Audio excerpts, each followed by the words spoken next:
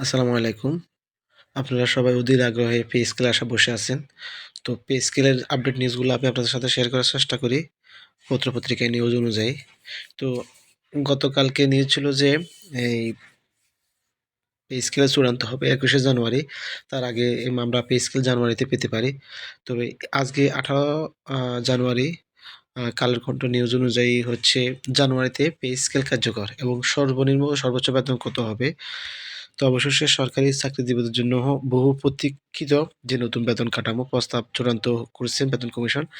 আগামী ২৬ থেকে ২৬-২৭ অর্থবছরে ১ জুলাই থেকে কাঠামো পুরোপুরি কার্যকর হবে। তো কমিশনের সুপারিশ অনুযায়ী ২০২৬ সালের ১ জানুয়ারি থেকে নতুন বেতন কাঠামো আংশিকভাবে কার্যকর কথা বলা হয়েছে। ২০২৬-২৭ অর্থবছরের ১ম দিন অর্থাৎ আগামী ১ জুলাই থেকে পুরো মাত্রায় বাস্তবায়ন হবে।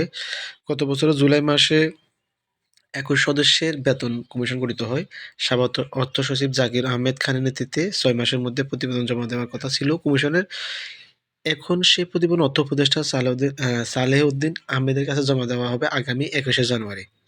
পরবর্তী অর্থ পরিষদে চূড়ান্ত সিদ্ধান্ত গ্রহণ করবে। জানা গেছে বর্তমানে সরকারি চাকরিজীবীর সর্বনিম্ন বেতন হচ্ছে ৳৮,২৫০ নতুন প্রস্তাবে বেতন দ্বিগুণ বেশি বাড়িয়ে সেটা হবে ৳১৮,০০০